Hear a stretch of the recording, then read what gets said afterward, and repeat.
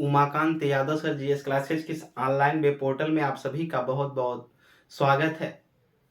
पिछले सेशन में हम लोग भारत के वायसरायों के बारे में पढ़े।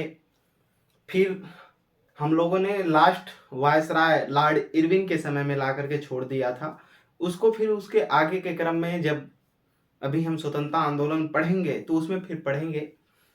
आज के सेशन में हम बात करेंगे कि भारत में जो ब्रिटिश साम्राज्य का आर्थिक प्रभाव क्या रहा, यानी जो ब्रिटिश साम्राज्य था इसका आर्थिक प्रभाव क्या पड़ा, हमारी अर्थव्यवस्था पर क्या प्रभाव पड़ा, एक कैसे हमारे यहाँ व्यापार किए। ठीक इसके बारे में जानना है, क्योंकि मेंस की दृष्टि से यूपी पीसीएस आरओ इन सारी परीक्षाओं में कहीं ना कहीं इनके चरण को पूछ लिए जाते हैं कि जो आर्थिक प्रभाव रहा है कैसा रहा।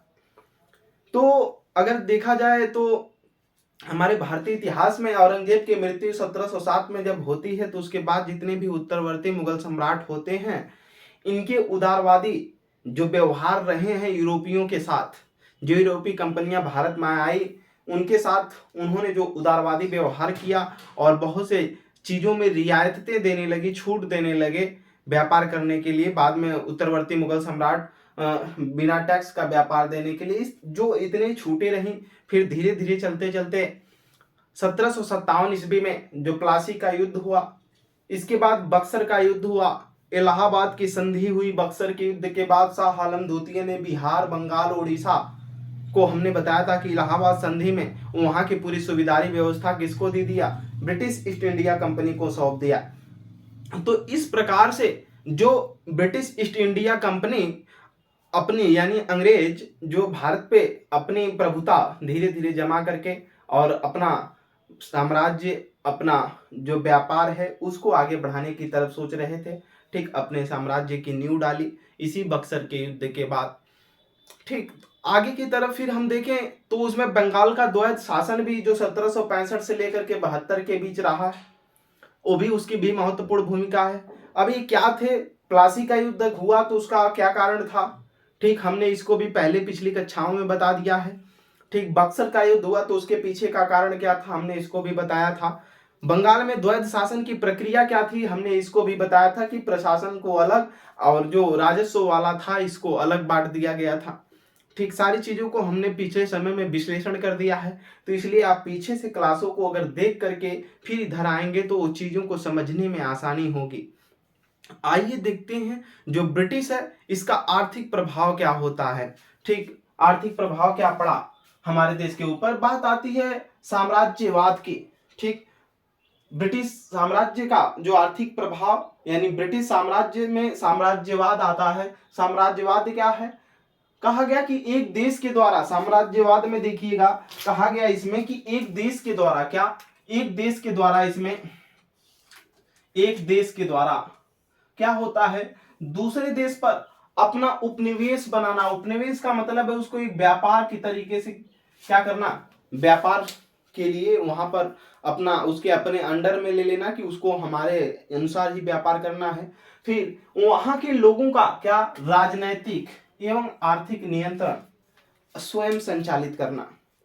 ठीक उपनिवेशवाद, इससे जो शब्द निकल करके आता है उपनिवेश बनाने से, उपनिवेशवाद, उसका मतलब ही होता है कि किसी एक दूसरे देश के द्वारा किसी एक दूसरे देश को, ठीक मान लीजिए भारत एक देश है और एक ब्रिटेन है, ब्रिटेन ने भारत को गुलाम बना के मतलब अपना उपनिवेश बनाएगा और यहाँ के लोगों पर राजनीतिक, आर्थिक, ठीक और इसके बाद सांस्कृतिक हर तरीके से वो नियंत्रण स्थापित करेगा और यहाँ पर उपनिवेश अपना बना करके जो कुछ भी कार्य, जो भी नीतियां बनाएगा वो अपने लाभ के लिए बनाएगा। और जो देश इस तरह से नियंत्रण स्थापित करता है उसको मातृ देश बोलते हैं। क्या बोलते हैं, मातृ देश बोलते हैं। यानी ब्रिटेन मातृ देश था क्योंकि वो भारत पर क्या किया था, सांस्कृतिक, आर्थिक, राजनीतिक तरीके से क्या कर लिया था, नियंत्रण स्थापित कर लिया था।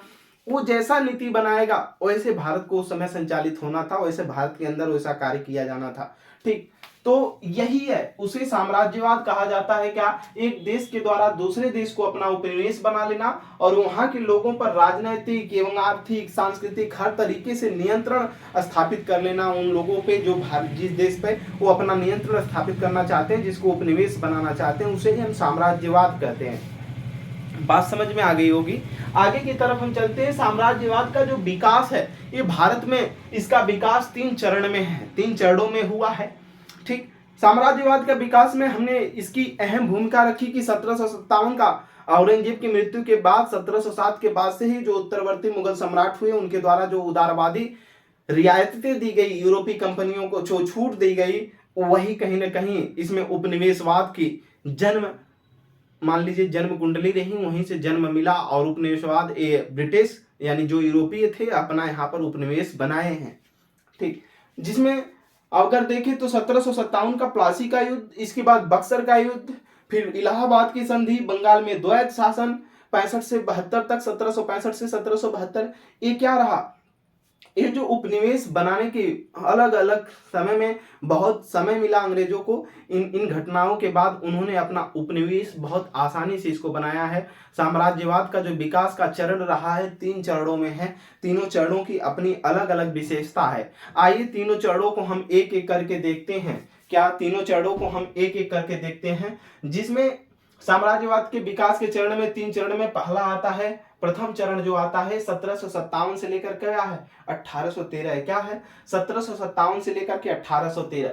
ठीक, इसकी सबसे बड़ी विशेषता है प्रथम चरण में 1757 से लेकर के 1813 की ईस्वी के जो बीच का समय रहा है, इसमें जो अंग्रेज रहे, इसमें अंग्रेजों ने क्या किया पहले वाणिज्यिक पूंजीवाद।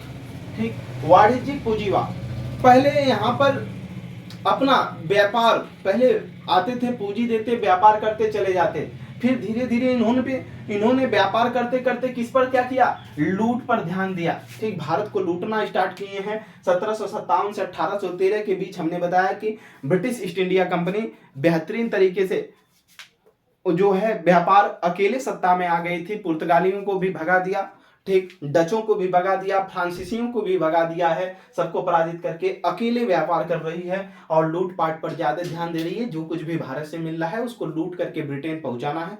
हमने इसको पिछले समय में सारी चीजों को कक्षाओं में बताया हुआ है। ठीक, जब एक एक गवर्नर के विषय में पढ़ रहे थे तो हमने बताया कि उनकी व्यवस्थाएं क्या थी, चाहे वो लॉर्ड वॉरेन हेस्टिंग्स हो, चाहे लॉर्ड कार्नवालिस हो, चाहे विलेजली हो, जितनी भी लॉर्ड कार्नवालिस के समय में जितनी भी रैयतवाड़ी महालवाड़ी इन जो व्यवस्थाएं आई हैं, मारा जो रैयतवाड़ी महालवाड़ी और एक जमींदारी व्यवस्थाएं जो आई, इन व्यवस्थाओं के तहत भारत पर कैसे शासन करके कैसे लूट करके लेकर जाना चाहते हैं, इन सारी चीजों को हमने बताया।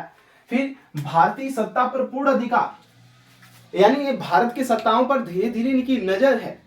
ठीक, इलाहाबाद की संधि से इन्होंने सुबेदारी छीन लिया, बंगाल में धीरे धीरे दखलंदाजी देकर के उधर भी, और बस 2 ही शक्तियां बची थी, मराठा और सिख, जिनको ये सत्ता में मतलब थे, उनको भी धीरे धीरे लॉर्ड वेलेस्ली ने सहायक संधि के द्वारा खत्म ही कर दिया।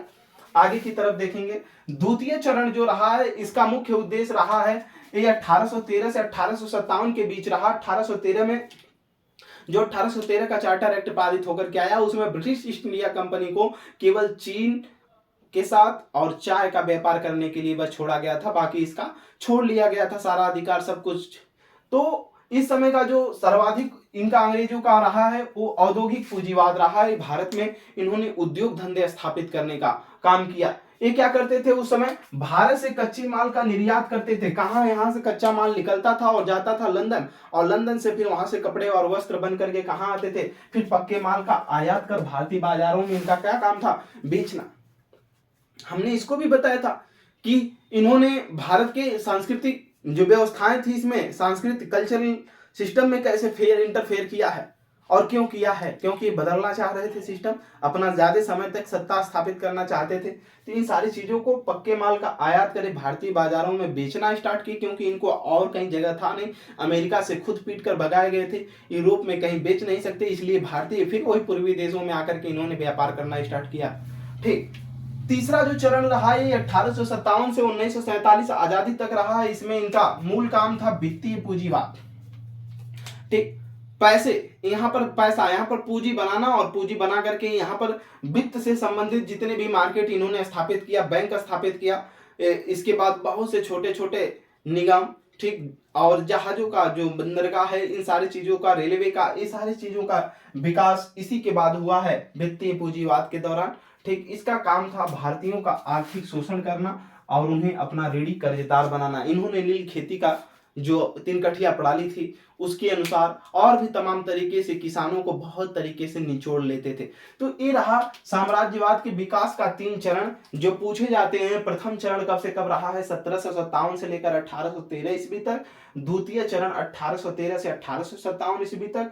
तृतीय चरण जो रहा है ये 1857 से 1947 तक। प्रथम चरण का मुख्य उद्देश्य वाणिज्यिक पूंजीवाद रहा है। बस इतना ही आप बता देंगे कि प्रथम चरण का जो मुख्य उद्देश्य है वो वाणिज्यिक पूंजीवाद है और द्वितीय चरण का जो मुख्य उद्देश्य है वो औद्योगिक पूंजीवाद है। यानी पहले इन्होंने व्यापार करना, भारत में व्यापार करने के लिए आते और उसको लूटपाट मचाना का काम किया। फिर दूसरे में इन्होंने भारत में धीरे धीरे सत्ता पर अधिकार करके वहां पर उद्योग धंधों की स्थापना यानी औद्योगिक चीजों पर बढ़ावा देने लगे। यहाँ से कच्चा माल निर्यात करते, अपने यहाँ ले जाते, वहां से फिर यानी उद्योगों पर सर्वाधिक बल रहा है। तृतीय चरण वित्तीय पूंजीवाद, यहाँ पर इन्होंने अपने वित्त से संबंधित बैंकिंग और तमाम तरीके की रेलवे जैसी संस्थाओं को स्थापित किया, ठीक, जिसे केवल इनका काम था भारतीयों को शोषण करना और उनको अपना ऋणी बनाना, कर्जदार बना करके छोड़ देना। ठीक, ये रहा साम्राज्यवाद के विकास और हमने देखा ब्रिटिश साम्राज्यवाद का आर्थिक प्रभाव।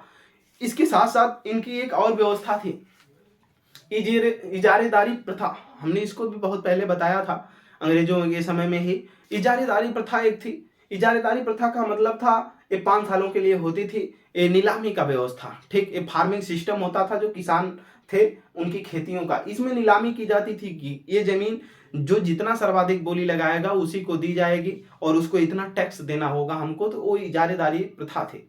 ठीक, इसके तहत हमने जमींदारी व्यवस्था को आपके सामने लॉर्ड कॉर्नवालिस के समय में रखा, मारवाड़ी उसको भी रखा, रैयतवाड़ी उसको भी रखा, कौन कौन से हिस्से में लागू थी, कितना % इनको टैक्स देना होता था, सारी चीजों को हमने रख दिया है पिछली कक्षाओं में। लॉर्ड कॉर्नवालिस के कक्षाओं में आप देखें जा करके और वहां से अगर विश्लेषण कर लेंगे तो इसको जो ब्रिटिश साम्राज्यवाद का आर्थिक प्रभाव है आप उसको लिख सकते हैं। बस जो इम्पोर्टेंट रहा एग्जाम की दृष्टि से मैंने आपके सामने रखा। ज्यादा से ज्यादा हमारे क्लास को शेयर करें एक दूसरे तक। फिर मिलते हैं आपसे अगली कक्षाओं में। उमाकांत यादव सर जी इस क्लासेज में जुड़ने के लिए आपका बहुत बहुत धन्यवाद।